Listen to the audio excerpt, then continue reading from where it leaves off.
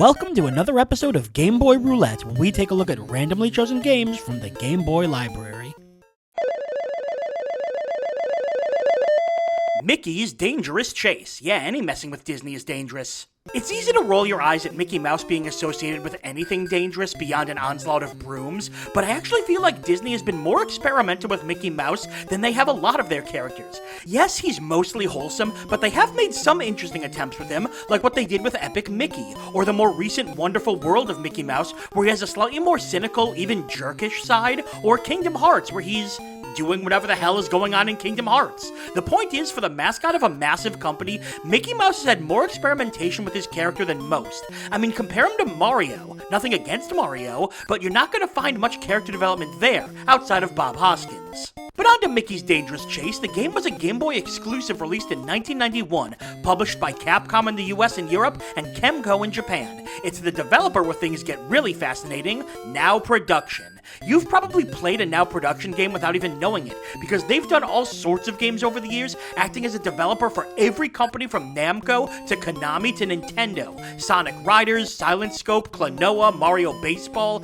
Their library is incredibly impressive, but most importantly, they were the developers who Namco contacted to create one of my favorite game series of all time, Katamari Damacy. So that means that this game is going to get a perfect 10 out of 10 review, because who am I to argue with the team that created the King of All Cosmos? The box art really bothers me. It's cartoonish and I love anything that gets to showcase Pete, but look at Mickey. What is he wearing? I mean, yes, it's a shirt and pants, but that seems so wrong for him. I guess they didn't want a shirtless mouse on the box art, corrupting the children. But enough about Mickey's shirtless lifestyle. We got a game to play. We're rushing off into Mickey's Dangerous Chase. Produced by Capcom, but not made by them. Mickey's Chase. Wait, they're missing a word. Did they forget the word dangerous, or did they add that to the box to make the game seem more enticing? Also, wow, look at Mickey's hand. Oh gosh, Minnie! I have a present for you! Oh, this story's gonna take a while, isn't it? You know what, I'm just gonna assume Pete stole the present. Stage 1, Mickey's hometown. Where does Mickey Mouse live? Please select your play. Oh, you can play as either one. Wonder if they're different at all. Yep, that's Mickey Mouse, all right. Look at all 2 frames of his animation. A jumps, B does nothing. Ah, here we go. Have I played this? Wait. Oh, you know why it's familiar? Because I've played 100 other games like this. I can immediately point to both Animaniacs and... oh, what was the other one? Oh, one of the Tiny Toons games is just like this. Not that that's bad. So far, let's see. Jumping controls are nice and responsive. Gameplay's fine. Oh my god, you can actually jump down. Believe it or not, that's pretty rare for these kind of games. You guys remember the old Disney cartoon where Mickey just went around beating the hell out of people with bricks? It's very simple.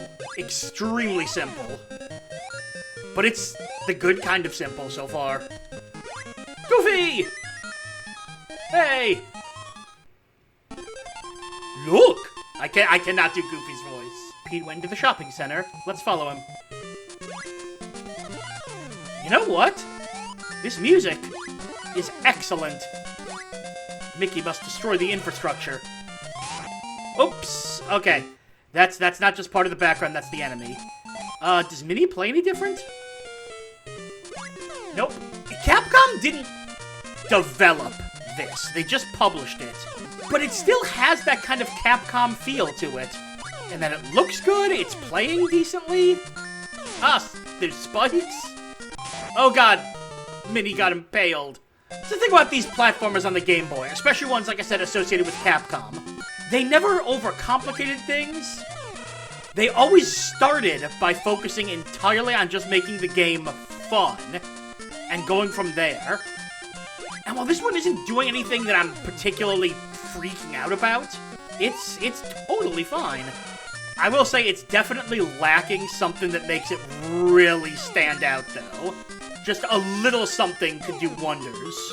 And this, while it's not anything awful, doesn't really have anything else that makes it like, oh my god, must play. You know, I want to check something. What'll we do now? We'll borrow a boat and go after him. Oh, wait a minute. Oh. Good. Game over. Hey, you there. You gonna keep chasing me? Oh. Okay, that's kind of clever. Oh, do I have to start the whole thing? This isn't... Darn it. But I do want to check something. Hang on, we're gonna cut ahead to when we're back at the boat. And my beloved variety. But I do need to check something. And we're back. So first off, there's some variety. That's always good.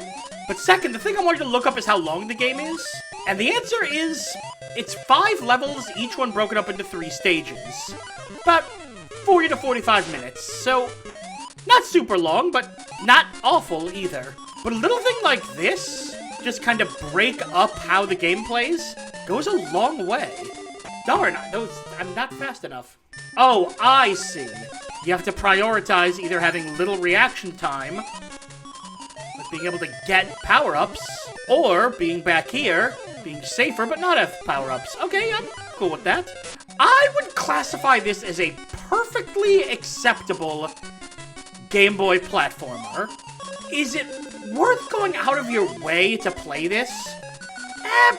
Probably not. It's really nothing that special at the end of the day. It's just another of many very solid platformers. But it is fun. Oh god.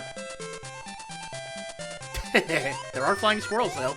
It is acceptable, it is fun.